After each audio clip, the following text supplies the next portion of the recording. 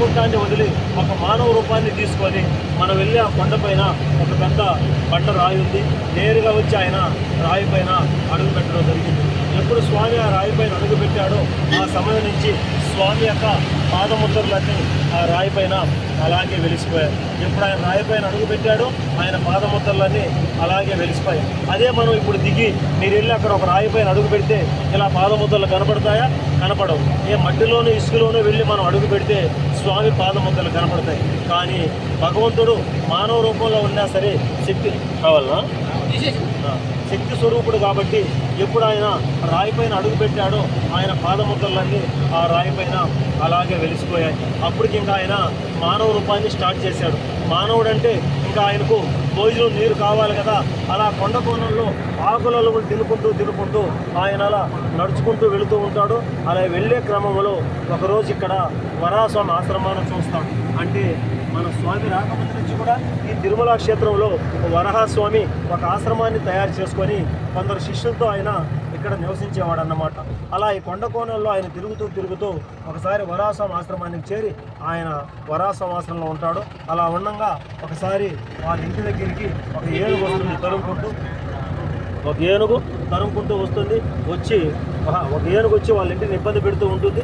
అప్పుడు ఆయన ఆ ఏనుగును తరుముకుంటూ నారాయణవనం వెళ్తాడు. నారాయణవనం అంటే ఇప్పుడు తిరుపతి నుంచి 40 కిలోమీటర్ల దూరంలో ఉంటుంది. అక్కడ ఒక ఉద్యానవనంలో పద్మావతి అమ్మవారు వాళ్ళ స్నేహితులతో ఆడుకుంటూ ఉంటుంది. ఆమె ఒక రాజు కూతురు. అక్కడికి వచ్చి ఆ ఉద్యానవనంలో అమ్మవారిని చూసిన తర్వాత ఈ ఏనుగును వదిలేసి అమ్మవారిని ప్రేమించడం మొదలు పెడతాడు స్వామి. అలా స్వామి అమ్మవారికి ప్రేమించిన కొన్ని నెలల తర్వాత వివాహం జరుగుతుంది. వివాహానంతరం కొన్ని సంవత్సరాల తర్వాత అప్పుడు ఆయన ఈ మానవ రూపాన్ని వదిలిపెట్టి భగవంతుడి రూపం తీసుకొని గుడిలో నిలబడుకోవడం జరిగింది. అంతకుముందు స్వామి చరిత్ర అంతా ఇక్కడ దిగినప్పటి నుంచి ఆయన వివాహం వరకు కూడా మానవ రూపంలోనే ఇక్కడి నుంచే ప్రారంభమైంది. మన స్వామివారిని ఏడుకొండలవాడ వెంకటరమణ అంటాము. స్వామి ఉండేది 6వ కొండ, ఇప్పుడు మనం వెళ్ళేది 7వ కొండ అన్న. ఈ కొండపైన మీరు అడుగుపెట్టి వెళితేనే 7 కొండలు ఎక్కినట్టు మీ యాత్ర కంప్లీట్ అయినట్టు. మీరు ఎన్నిసార్లు తిరుమలకి వచ్చి ఎంత ఉండిలో డబ్బేయండి, ఎన్నిసార్లు తల్లినాలు ఇవ్వండి, ఎటువంటి ఉపయోగం లేదు.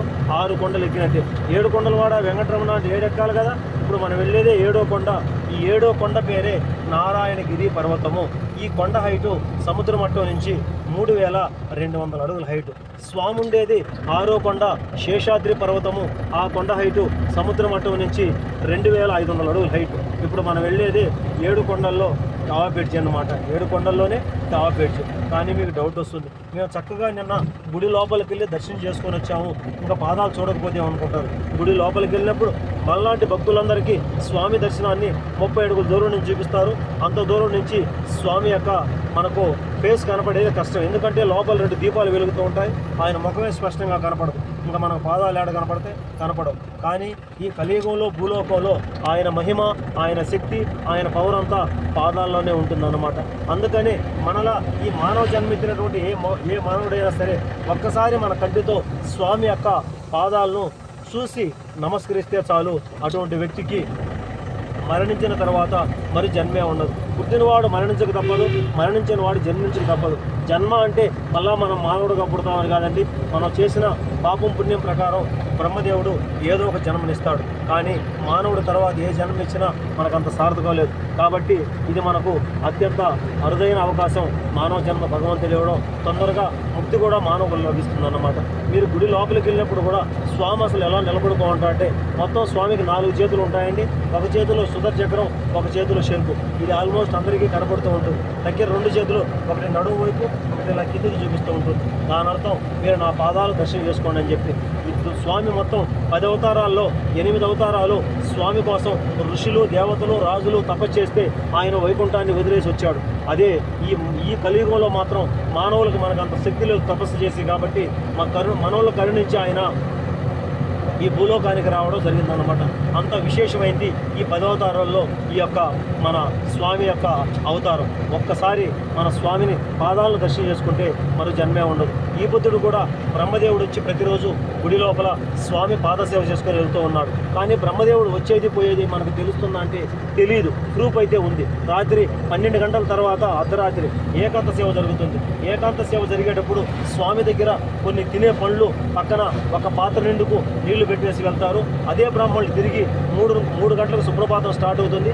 3:30 వరకు అర్ధగంట సుప్రభాతం జరుగుతుంది అన్నమాట. సుప్రభాతం అయితేనే సేమ్ మళ్ళీ అదే బ్రాహ్మణులు తలుపు తీసి లోపలికి వెళ్తే వాళ్ళు పెట్టే పళ్ళు తిన్నట్టుగాను వాళ్ళ పాత్రలో నీళ్లు సగం తగ్గిపోయి ఉంటాయి, పాదాల దగ్గర చెమ్మగా ఉంటుంది. అందుకనే అన్నమయ్య స్వామి 1000 సంవత్సరాల క్రితమే ఆ పాట కూడా రాశాడు, బ్రహ్మ గడిగిన పాదం అని చెప్పి. తగ్గిన ఆ స్వామి ఆ పాత్రలో నీళ్లు కడగంగా ఇంకా మిగిలి ఉంటాయి కదా, ఆ నీళ్లను ఎవరైతే సుప్రభాతానికి వెళ్తారో ఆ భక్తులందరికీ ఈ బుద్ధుడు కూడా బ్రహ్మతీర్థం అని చెప్పి ఇస్తూ ఉంటారు. కాకపోతే బ్రహ్మతీర్థం అని చెప్పరు, అది స్వయంగా బ్రహ్మదేవుడు చేతులు పెట్టి ఆ నీళ్లు తీసుకొని స్వామి పాదసేవ చేసేటువంటి నీరు అన్నమాట. అంత పవర్ఫుల్లో స్వామి యొక్క పాదదర్శనం.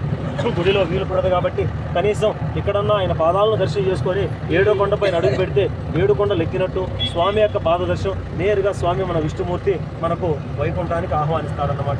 ఇవన్నీ వదిలేసి షార్ట్ కట్లో చెప్పాలంటే మన విష్ణుమూర్తి స్వామి వైకుంఠాన్ని వదిలి శ్రీనివాస అవతారంలో కలియుగంలో భూలోకంలో మొట్టమొదటిసారి ఇక్కడ పాదం మోపారు కాబట్టి అందువల్ల ఈ ప్రదేశాన్ని శ్రీవారి పాదాలు అంటాము.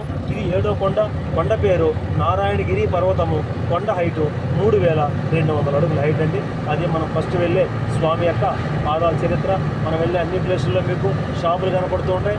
ఇక్కడ రుద్రాక్షలు, చందనం చెక్క, పులిగూర డూప్లికేటు కొనుక్కోవద్దు. మీరు ఏదైనా షాపింగ్ చేయాలనుకుంటే ఇప్పుడు వచ్చారు కదా మన రూమ్కి ఎదురుగా 1000 షాపులు ఉన్నాయి, అక్కడ కొనుక్కోండి. ఇదంతా అటవీ ప్రాంతం, ఇక్కడ ఏ వస్తువు దొరకదు.